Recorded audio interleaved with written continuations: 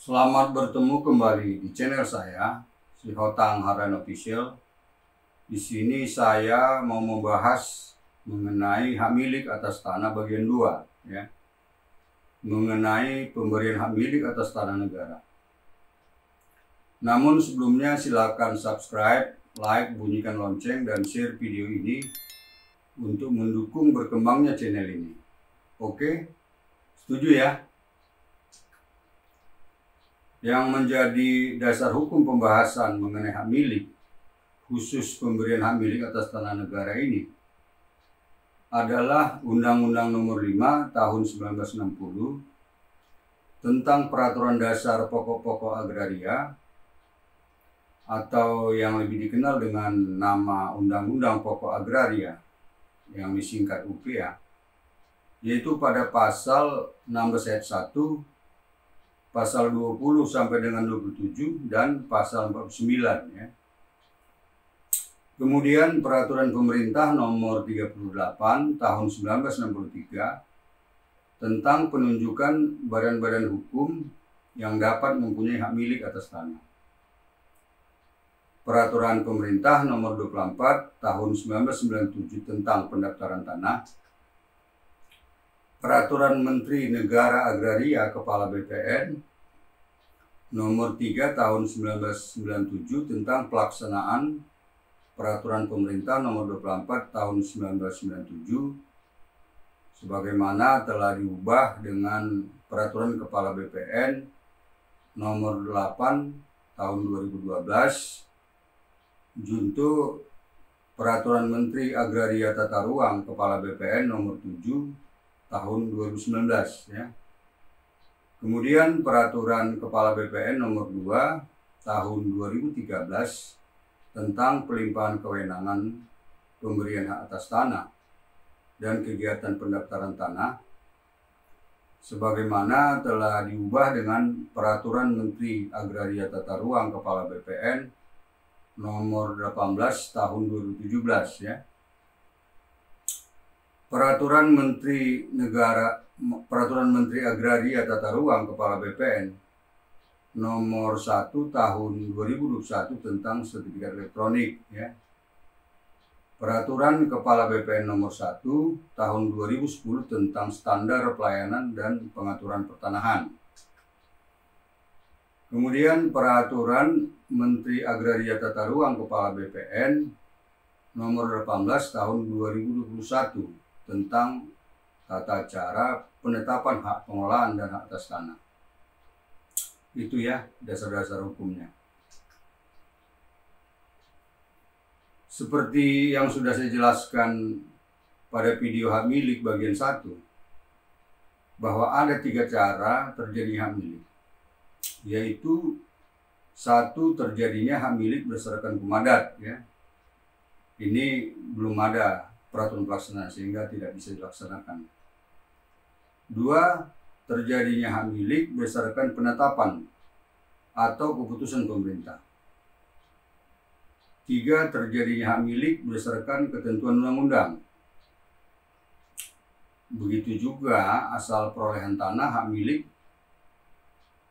berasal dari 3 status tanah, yaitu 1, berasal dari tanah yang dikuasai langsung oleh negara atau tanah negara. 2, berasal dari tanah hak, ya. Dan 3, berasal dari kawasan hutan negara. Dari ketiganya ini, di mana sesungguhnya yang berasal dari kawasan hutan negara adalah juga merupakan tanah negara, karena dilepaskan melalui pelepasan kawasan hutan negara. Demikian juga yang berasal dari tanah hak bisa berstatus tanah negara, yaitu melalui pelepasan ataupun penanggalan hak, ya. Sebaliknya yang berasal dari tanah negara juga termasuk di dalamnya tanah hak yang sudah berakhir jangka waktunya, yaitu tanah negara dari bekas HGU, bekas HGB, dan bekas hak pakai yang penggunaannya berupa tapak bangunan rumah tinggal, rumah kantor, maupun rumah toko atau penggunaan lainnya yang luasnya lebih dari 600 meter. Lebih dari 600 meter persegi, ya. Karena untuk HGB atau hak pakai yang penggunaannya untuk rumah tinggal, baik yang masih berlaku maupun yang sudah berakhir haknya, dengan luas tidak lebih dari 600 meter persegi, ini mempunyai mekanisme atau tata cara khusus atau tersendiri dalam pemberian hak miliknya, yaitu melalui pemberian hak secara umum, ya, yang berbeda dengan pemberian hak milik atas negara ini yang mau dibahas ini. Dari ketiga cara terjadinya hak milik dan asal tanah hak milik tadi, bahwa yang akan dibahas pada video hak milik bagian 2 ini adalah hanya berkenaan dengan cara terjadinya hak milik berdasarkan penetapan atau keputusan pemerintah berupa pemberian hak milik atas tanah negara, ya, khusus, ya, mengenai hal ini. Sekarang apa yang menjadi objek pemberian hak milik atas tanah negara ini secara spesifik? Objeknya secara spesifik adalah satu, tanah negara yang belum pernah ada sesuatu hak di atasnya, berupa tanah pertanian, serta tanah rumah tinggal, rumah toko atau ruko, dan rumah kantor atau rukan yang luasnya lebih dari 600 meter persegi, ya, yang luasnya lebih dari 600 meter persegi. 2, tanah negara bekas hak atas tanah, dalam hal ini bekas HGU, bekas HGB, dan bekas hak pakai, baik karena berakhir jangka waktunya termasuk perpanjangan dan pembaruannya, maupun karena dilepaskan haknya oleh yang bersangkutan. Kemudian tanah negara yang berasal dari pelepasan kawasan hutan negara. Itu, ya, objeknya secara spesifik, ya. Ada 3. Pertanyaannya sekarang, siapa yang berwenang untuk memberikan hak milik atas tanah negara? Yang berwenang ada 3, ya, yaitu 1, Kepala Kantor Pertanahan Kabupaten Kota berwenang untuk memberikan hak milik tanah negara kepada orang perorangan berupa tanah pertanian seluas tidak lebih dari 50.000 meter persegi atau 5 hektar, ya, dan berupa tanah non pertanian seluas 3.000 meter persegi, ya. Maksudnya tidak lebih dari 3.000 meter persegi. Kemudian berwenang pula untuk memberikan hak milik atas tanah negara kepada badan hukum keagamaan dan sosial, ya, berupa tanah non pertanian, yaitu seluas tidak lebih dari 50.000 meter persegi atau 5 hektar. Juga berwenang untuk memberikan hak milik atas tanah negara dalam rangka pelaksanaan program, ya, dalam rangka pelaksanaan program, yaitu transmigrasi, redistribusi tanah, konsolidasi tanah, program yang dibiayai APBN dan atau APBD, dan pendaftaran tanah yang bersifat strategis dan massal. Di sini tanpa disebut luasnya, tentu mengacu kepada wewenangnya, ya. Ini contohnya saat ini yang dilaksanakan oleh Bapak Presiden, ya, mengenai PTSL, pendaftaran tanah sistematis lengkap, ya, sistematis lengkap, PTSL. 2, yang berwenang adalah Kepala Kantor Wilayah BPN Provinsi, yang berwenang untuk memberikan hak milik atas tanah negara kepada orang perorangan berupa tanah pertanian seluas lebih dari 50.000 meter persegi, seluas lebih dari 50 meter persegi atau 5 hektar, tetapi tidak lebih dari batas maksimum pemilikan tanah pertanian sesuai dengan Undang-Undang Nomor 56 tahun 1960 tentang penetapan luas tanah pertanian ya. Kemudian untuk yang berupa tanah non pertanian seluas lebih dari 3.000 meter persegi sampai dengan tidak lebih dari 10.000 meter persegi atau 1 hektar. Juga berwenang memberikan hak milik atas tanah negara kepada badan-badan hukum keagamaan dan badan hukum sosial berupa tanah non pertanian seluas lebih dari 50.000 meter persegi atau 5 hektar, kan tetapi tidak lebih dari 150.000 meter persegi atau 15 hektar. Ya. Ketiga yang berwenang adalah Menteri Agraria Tata Ruang Kepala BPN. Ini sesungguhnya yang mempunyai kewenangannya. Sedangkan yang dua tadi adalah pelimpahan ya daripada kewenangan menteri ini. Wewenangnya tentu untuk memberikan hak milik atas tanah negara. Selebihnya, yang kewenangan pemberian hak milik atas tanah negara yang tidak dilimpahkan kepada Kepala Kantor Pertanian Kabupaten Kota dan tidak dilimpahkan kepada Kepala Kantor Wilayah BPN Provinsi sebagaimana yang disebut tadi ya. Apa saja yang menjadi syarat-syarat pemberian hak milik atas tanah negara ini? Syarat-syaratnya adalah pertama ya, untuk yang pemohonnya perorangan ya. Syaratnya satu ya, syarat-syarat yang dimuat dalam daftar kelengkapan persyaratan berupa antara lain A. Fotokopi identitas pemohon berupa KTP atau KK ya. Atau apabila dikuasakan berupa fotokopi identitas pemohon, KTP dan KK. Berikut identitas penerima kuasa berupa KTP dan asli surat kuasa ya. B. Alat bukti perolehan tanah alas hak atau dasar penguasaan ya. C. Fotokopi SPPT PBB tahun berjalan, surat pemberitahuan pajak terhutang, pajak bumi dan bangunan maksudnya. D. Bukti pelunasan BPHTB atau bea perolehan hak atas tanah dan atau bangunan.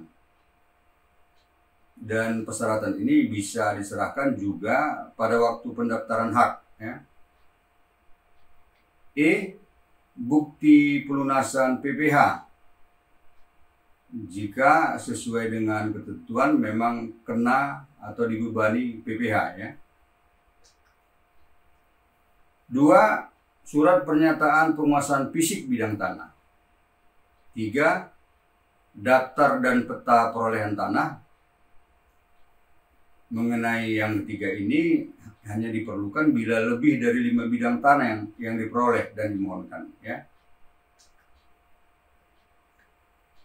Kedua, untuk yang pemohonnya badan hukum ya. 1. Syarat-syarat yang dimuat dalam daftar kelengkapan persyaratan berupa antara lain A.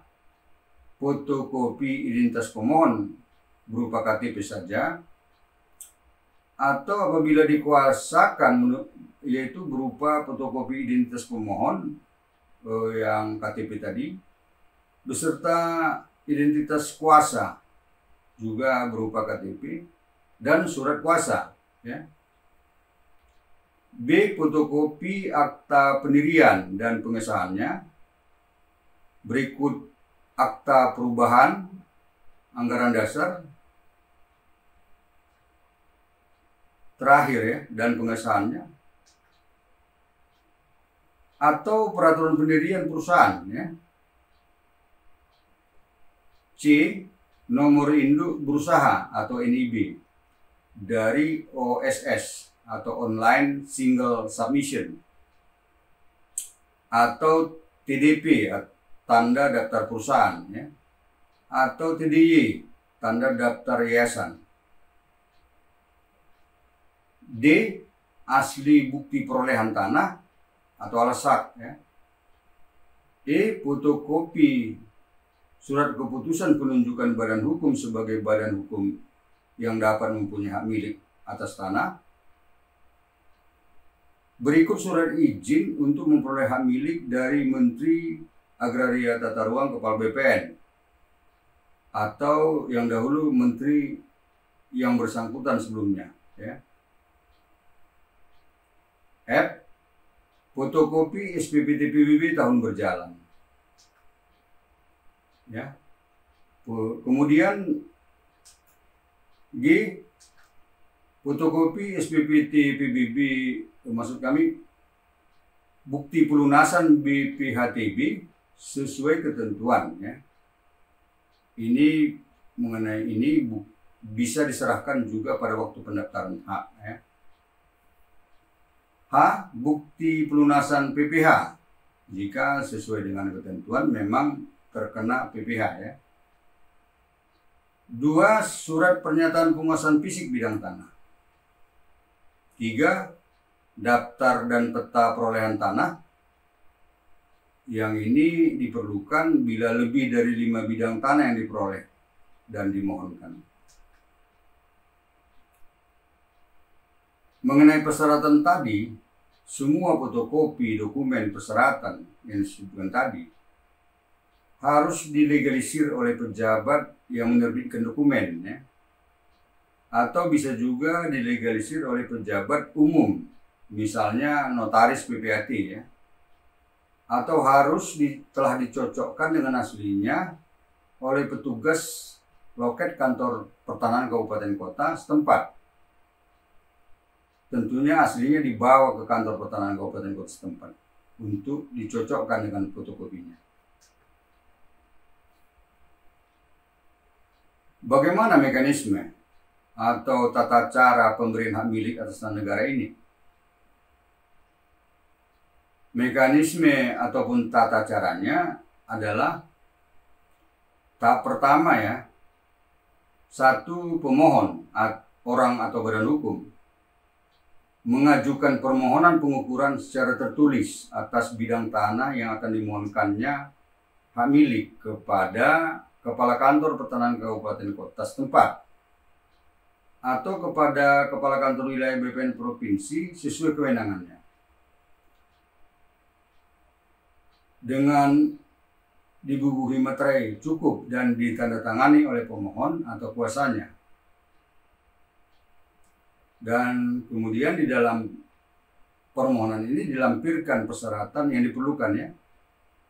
Yaitu sama dengan persyaratan untuk permohonan hak milik yang telah disebutkan tadi, ya. Sehubungan dengan permohonan pengukuran ini, pemohon dibebani untuk membayar biaya PNBP atau pendapatan negara bukan pajak untuk pengukuran sesuai ketentuan perundang-undangan. Dan juga kepada pemohon harus menanggung-jawabi penyediaan transport dalam pelaksanaan pengukuran bidang tanah. 2. Petugas pengukur atau juru ukur dari kantor pertanahan kabupaten kota atau dari kantor wilayah BPN provinsi sesuai kewenangannya melakukan pengukuran atas bidang tanah yang dimohonkan pengukurannya. Dan kemudian hasilnya dituangkan dalam produk pertanahan berupa peta bidang tanah. Lalu peta bidang tanah ini diserahkan kepada pemohon yang bersangkutan. Mengenai kewenangan, ya, tadi disebutkan sesuai kewenangannya, ada pembagiannya. Kewenangan untuk melakukan pengukuran bidang tanah itu kewenangan Kepala Kantor Pertanahan Kabupaten Kota, maksudnya kewenangan Kantor Pertanahan Kabupaten Kota. Wewenang pengukurannya untuk luasan di bawah 10 hektar, ya. Kalau 10 hektar ke atas itu bukan wewenangnya lagi. Jadi di bawah 10 hektar itu wewenang kantor pertahanan kabupaten kota. Kemudian kewenangan kepala kantor wilayah BPN provinsi untuk melakukan pengukuran yang luasnya 10 hektar sampai dengan tidak lebih dari 1000 hektar. Ya. Lebih dari luasan-luasan itu tadi, selebihnya itu merupakan kewenangan Kementerian Agraria Tata Ruang Badan Pertanahan Nasional. Jadi misalnya di atas 1000 dan seterusnya itu wewenang menteri ya, Kementerian ATR, BPN. Tahap kedua, ya, tahap kedua.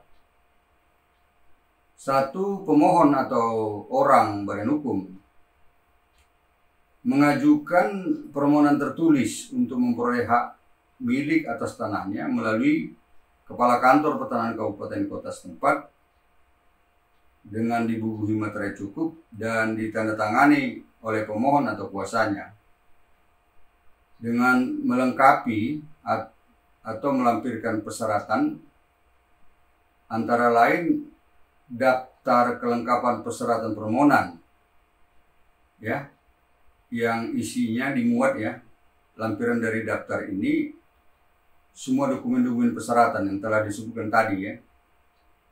Kemudian peta bidang tanah hasil pengukuran dan dokumen perencanaan peruntukan, penggunaan dan pemanfaatan tanah, yaitu persyaratannya. Ini tadi mengenai secara manual ya. Sekarang boleh juga permohonan dapat diajukan melalui sistem elektronik. 2. Setelah Kantor Pertahanan Kabupaten Kota menerima berkas permohonan hak milik tersebut, maka petugas yang ditunjuk melakukan pemeriksaan kelengkapan berkas permohonan dengan ketentuan apabila masih terdapat kekurangan persyaratan berkas permohonan, maka diberitahukan kepada pemohon untuk melengkapinya ya.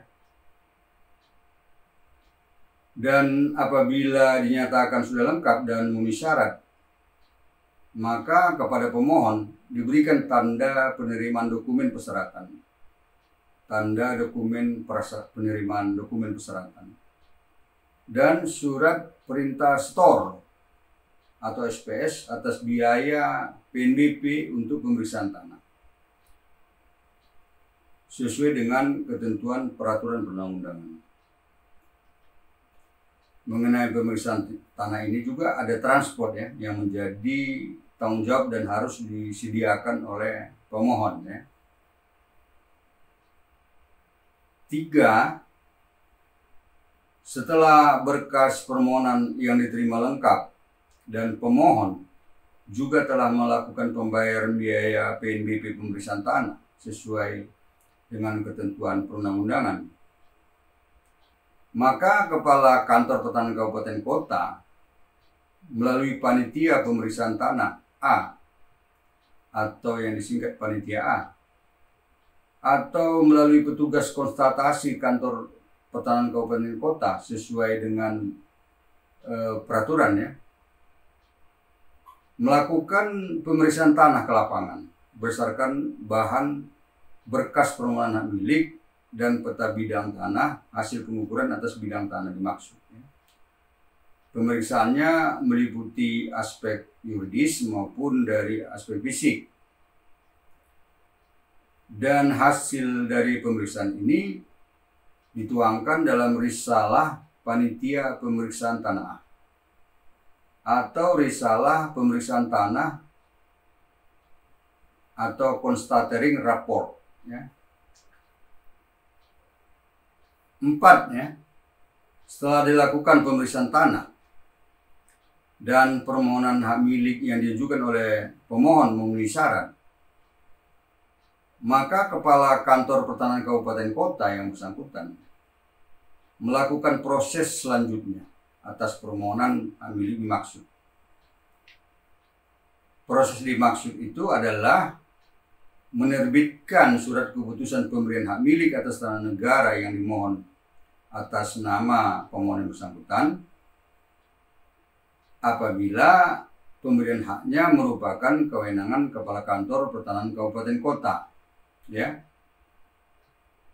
atau mengusulkan dan menyampaikan berkas permohonan hak milik atas tanah negara tersebut kepada Kepala Kantor Wilayah BPN Provinsi yang disertai pendapat dan pertimbangannya, ya.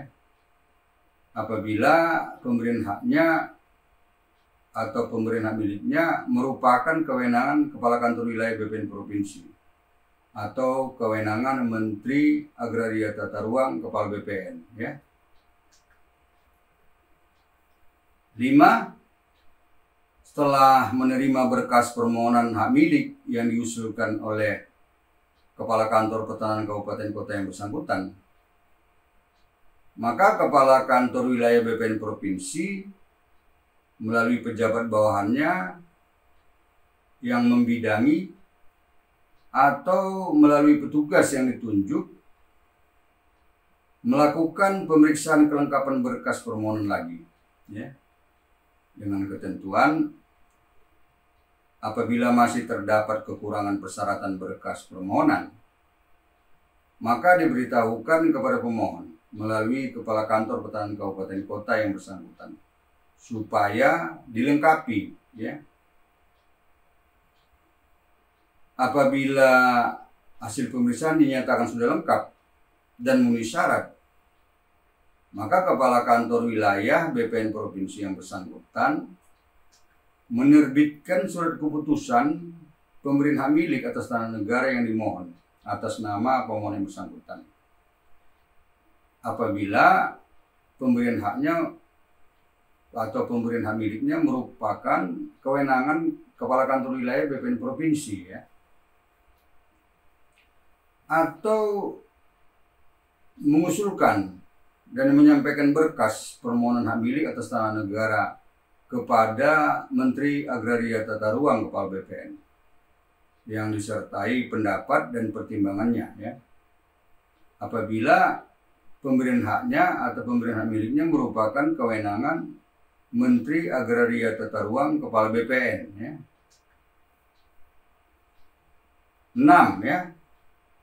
Setelah menerima berkas permohonan hak milik yang diusulkan oleh Kepala Kantor Wilayah BPN Provinsi yang bersangkutan, maka Menteri Agraria Tata Ruang Kepala BPN melalui pejabat bawahannya yang membidangi atau melalui petugas yang ditunjuk melakukan pemeriksaan lagi kelengkapan berkas permohonan dengan ketentuan apabila masih terdapat kekurangan persyaratan berkas permohonan, maka diberitahukan kepada pemohon melalui Kepala Kantor Wilayah BPN Provinsi yang bersangkutan supaya dilengkapi, ya. Atau apabila sudah lengkap dan memenuhi syarat, maka Menteri Agraria Tata Ruang Kepala BPN menerbitkan surat keputusan pemberian hak milik atas tanah yang dimohon atas nama pemohon yang bersangkutan. Sebagai catatan, selain menerbitkan, ya, surat keputusan pemberian hak milik, juga dapat menerbitkan surat keputusan penolakan, ya, sesuai dengan apa alasannya tentu disebutkan di sana nanti. 7. Setelah memperoleh surat keputusan pemberian hak milik atas tanah yang dimohonkan, maka pemohon mengajukan permohonan pendaftaran hak milik atas tanah secara tertulis kepada Kepala Kantor Pertanahan Kabupaten Kota setempat dengan dibubuhi materai cukup dan ditandatangani oleh pemohon atau kuasanya. Apabila dikuasakan, ya. Serta dalam pendaftaran ini pemohon membayar biaya PNBP pendaftaran di loket pelayanan Kantor Pertanahan Kabupaten Kota. Di dalam permohonan ini dilampirkan persyaratan yaitu berupa surat keputusan Kepala Kantor Pertanahan Kabupaten Kota atau surat keputusan Kepala Kantor Wilayah BPN Provinsi atau surat keputusan Menteri Agraria Agraria Tata Ruang Kepala BPN tentang pemberian hak milik atas tanah dimaksud. Ya. Kemudian surat kuasa apabila dikuasakan, ya.